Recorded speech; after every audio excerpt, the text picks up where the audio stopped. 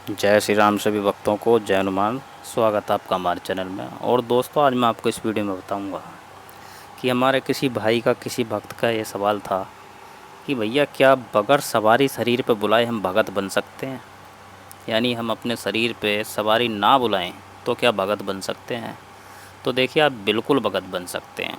ये ज़रूरी नहीं है कि आप अपने शरीर पर सवारी बुलाएंगे तभी उससे पूछा देंगे तभी आप भगत बन सकते हैं। होता क्या है, देखिए, समाज में जो भगत हैं हमारे, वो हर तरीके के हैं। और दूसरी बात, जो लोग जन कल्याण करते हैं, दूसरों का जन कल्याण करते हैं, लोक कल्याण के लिए भगत बने हुए हैं या अपने कल्याण के लिए भगत बने हैं, दूसरों की पूछा देते हैं, तो उनका अलग अलग तरीका है। किसी ने मन की सिद्धि प्राप्त की हुई है, किसी ने दिमाग की सिद्धि प्राप्त की हुई है, किसी ने कान की सिद्धि प्राप्त की हुई है, और किसी ने जो सवारी प्राप्त की हुई है, दूत महाराजों की या कुछों पर प्रेत की सवारी आती है, तो वो उनके माध्यम से बताते हैं। लेकिन मैं आपको एक चीज़ बताऊंगा, जितना भी आज तक मेरा अनुभव है, अगर आप भगत बनना चाहते हैं तो आप मन की सिद्धि प्राप्त करें, दिमाग की सिद्धि प्राप्त करें, कान की सिद्धि प्राप्त करें, और सिद्धि जो प्राप्त करें आप भगवान के स्वरूपों की सिद्धि प्राप्त करें। यानी किसी भी भगवान की सिद्धि प्राप्त करें, जैसे हनुमान जी की है या महादेव जी की है, माँ काली की, इनकी सिद्धि प्राप्त करें। आप कोई ऐसी निम्न कोटि की जो शक्ति होती हैं, जो छोटी शक्ति होती हैं, जैसे कि जिनमें शमशान की शक्ति, मरघट की शक्ति, प्रेतों की शक्ति, इनकी सिद्धि कभी भी आप प्राप्त ना करें। और देखिए, शरीर पर सवारी बुलाने के नुकसान भी हैं, फ़ायदे भी हैं। जैसे कि आज आप जवान अवस्था में तो शरीर पर सवारी 2 मिनट में आ जाएगी एकदम, लेकिन जब आप का शरीर गिरेगा, बीमार हो जाएगा, या फिर आप बूढ़े हो जाएंगे, बुज़ुर्ग हो जाएंगे, और तब आपको अपनी शक्ति की ज़रूरत पड़ी, तो आप अपने शरीर पर उस सवारी को नहीं झेल सकते। वो सवारी तो उसी रूप में, उसी पावर में आएगी। तीसरी बात, सवारी बुला के पूछा देना, सब लोग उस पर विश्वास नहीं करते हैं। आज की डेट में कुछ लोग ये भी है कि भाई देखो, ये तो वैसे ही कूद रहा है, वैसे ही नाच रहा है, अब उसको क्या पता है इसके अंदर शरीर में सवारी है, कोई दूसरी शक्ति खेल रही है। तो वो कहते हैं ये तो वैसे ही नाच रहा है, वैसे ही कूद रहा है, और वैसे ही कुछ भी बता दिया इसने। तो मेरा कहने का मतलब ये है, देखिए, बड़े बड़े जितने भक्त हुए हैं, तुलसीदास जी, गोस्वामी तुलसीदास जी थे हमारे, तो उन पे कौन सी शरीर पर सवारी उन्होंने बुलाई थी, लेकिन सिद्धि प्राप्त की ना। कितनी बड़ी सिद्धि प्राप्त की उन्होंने। लोक कल्याण, जन कल्याण के लिए चालीसा का निर्माण किया, हनुमान चालीसा लिखी, रामचरितमानस लिखा। हनुमान चालीसा की कितनी पावर है, तो वो भी तो एक सिद्धि है ना, कि इस तरीके से लिखूं। तो उन्हें दिमाग की सिद्धि प्राप्त हुई, मन की सिद्धि प्राप्त हुई, प्रभु श्री राम के उन्होंने दर्शन किए तो उनको सिद्धि, मन की सिद्धि प्राप्त हुई। वो हर चीज़ को पहचानने लग गए, यानी भगवान तक को पहचानने लग गए कि ये भगवान हैं।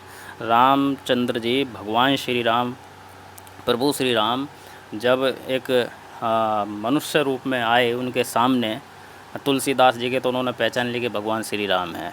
और हनुमान जी को भी उन्होंने पहचान लिया था कि भगवान हनुमान जी हैं। तो उन पे भी सिद्धि थी। और जो रामकृष्ण परमहंस स्वामी थे, माँ काली के बहुत बड़े भक्त थे, वो कौन से अपने शरीर पर किसी सवारी को बुलाते थे, लेकिन माँ काली के बहुत बड़े भक्त थे। और उस भक्ति से ऐसी सिद्धि उनको प्राप्त हुई कि उन्होंने अपनी माता जी से कह दिया था कि अब मैं आगे को और ये खाना नहीं खाऊंगा, यानी मेरा जो समय है वो निकट आ गया है। तो उन्होंने अपने समय तक को, अपनी मौत तक को बता दिया था कि मैं अब देह अपनी छोड़ने वाला हूँ। और माँ काली उनसे मिलने आती थी। तो मेरा कहने का मतलब, अगर सिद्धि करनी है आपको तो इस तरीके की करिए। अगर समाज में कल्याण करना है ना, तो भगवान की उंगली पकड़ के ज़रूर चलना। नहीं तो समाज में बहुत लोग ऐसे हैं जो इन बातों को झूठी साबित करके आपको डुबा देंगे। छोटी मोटी सिद्धि करके या छोटी मोटी सवारी बुला कर अगर आप भक्ताई करेंगे तो बहुत समाज में ऐसे लोग हैं कि आपको डुबा देंगे वो। क्योंकि छोटी मोटी सिद्धि या छोटी मोटी सवारी अगर शरीर पर आती है, वो कभी भी पूरा कल्याण नहीं करती है। पता नहीं किस तरीके का दूत है, कैसा दूत है, कोई प्रेत की सवारी है, क्या है। तो आप सिद्धि करें तो भगवान की करें, और अपने गुरु के साहित्य में रहकर करें। कोई अच्छा गुरु हो जो आपको अच्छा मार्गदर्शन दे सके। दूसरी बात देखिए, जब अगर कोई शरीर पर आप सवारी बुलाते, मैंने मान लिया कि आप हनुमान जी की सिद्धि करते हैं और हनुमान जी के आपको दूत प्राप्त हो गए, और आपने कह दिया कि बजरंगबली ठीक है, आप अपने दूत मुझे दे दो, मैं शरीर पे बुलाना चाहता हूँ, शरीर पे खिलाना चाहता हूँ, सवारी बुलाना चाहता हूँ।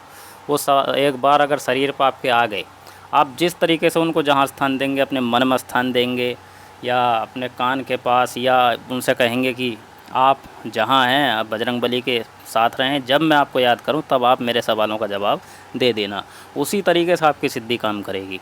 और अपने शरीर पर स्थान उनको देते हैं, आप शरीर पे खिलाते हैं तो आपके शरीर पर आएंगे, फिर खेलेंगे, फिर वो पूछा देंगे। तो एक चीज़ मैं आपको बताऊं, आप और हम इस भौतिक दुनिया में जी रहे हैं, वो सूक्ष्म जगत की शक्ति है। तो भौतिक जगत में हम बहुत ऐसे काम करते हैं जो कार्य थोड़े से गंदे भी होते हैं, जैसे संभोग क्रिया, जबकि ये प्रकृति का नियम बनाया हुआ है। ठीक है जी। जब इंसान शादीशुदा होता है तो उसको ये क्रिया भी करनी होती है, क्योंकि सृष्टि को भी तो बढ़ाना है, आगे को वंश भी तो चलाना है। तो इसके बहुत नियम होते हैं, और कभी आपने ज़्यादा नियम तोड़ दिए तो सवारी इतनी गंदी हो जाएगी कि वो आपके विनाश का कारण बनेगी। मैं आपको वो बारीक चीज़ बताता हूँ, देखिए, जो कोई नहीं बताएगा, और जो मेरा अनुभव है, जिनका मुझे पता है, मैं वो चीज़ बारीकी चीज़ बताता हूँ। अब दूसरी एक चीज़ और बड़े ध्यान देने वाली बात है, इसको भी सुन लेना। आजकल जो चेला बनते हैं भक्तों के और भक्तों के पास जाते हैं, भगत पता है क्या करते हैं, आपको नहीं पता, मैं बताता हूँ। मैं सभी भगतों को नहीं कह रहा हूँ, 100 में से आधे भगत ऐसे होते हैं जो उनके पास भूत प्रेत पड़े हुए होते हैं ना, जो उनको परेशान करते हैं, वो अपने चेले को उसी भूत प्रेत को दे देते हैं कि ले ये ले ले, ये दूध की सवारी है, मैं तेरे को दे रहा हूँ। अब वो उसका सर पकड़ लेता है, फिर वो उसके सवालों का जवाब देता है। चेले को कुछ दिन तो लगता है वाह बहुत बढ़िया चीज़ है भाई, दूध हैं तो मेरे गुरु ने दिए हैं, सारी बात बताते, लेकिन फिर वो उसका पीछा नहीं छोड़ते। तो सवारी, कोई भी सवारी हो, मेरे हिसाब से, मैं अपना अनुभव बता रहा हूँ, अपना हिसाब से, कभी भी आप शरीर पर मत बुलाओ, सवारी करके आप भगत मत बनो। ये बिल्कुल ज़रूरी नहीं है कि आप सवारी बुलाएंगे तभी भगत बनेंगे। मैं आपको छोटा सा अनुभव अपना बता देता हूँ कि मैं भक्ति करता हूँ, मेरे जो इष्ट देव हैं वो बजरंगबली महाराज हैं, और जब मैं मंत्र जाप करता हूँ ना, तो मेरा कोई टाइम टेबल नहीं है, घंटे, 2 घंटे, 3 घंटे, 4 घंटे, 10 घंटे, 8 घंटे, 5 घंटे, आप विश्वास नहीं करेंगे जो मैं कह रहा हूँ, लेकिन है ऐसा ही। पूरा दिन निकल जाता है, मैं काम करते करते भी मंत्र जाप करता रहता हूँ।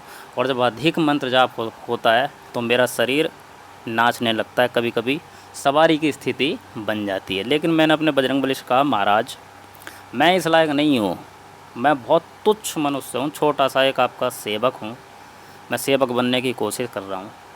अगर कोई आपके दूत महाराज हैं तो मेरी विनम्र प्रार्थना है कि वो मेरे शरीर पे ना आए, बस मुझे अपनी छत्र छाया में रखें। मैंने अपने बजरंगबली से प्रार्थना करी, उस दिन के बाद आज तक भी मेरे शरीर पर तरंग नहीं आई है। लेकिन ऐसी बात नहीं है कि मैं किसी सवाल का जवाब खोजूं वो मुझे ना मिले, नहीं, ऐसा नहीं है।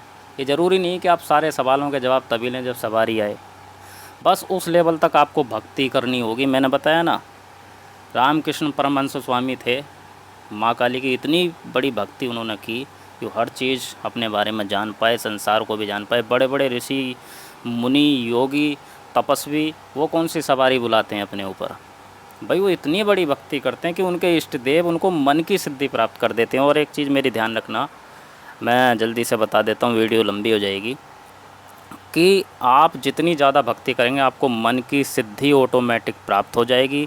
जो आप मन में कहेंगे अपने इष्ट देव से, उसका जवाब आपको मिल जाएगा। तो इसमें मैंने काफ़ी कुछ बताया, बाकी कुछ रह गया है तो आप कमेंट कर सकते हैं। बोले जय श्री सीताराम, जय हनुमान, जय माता की।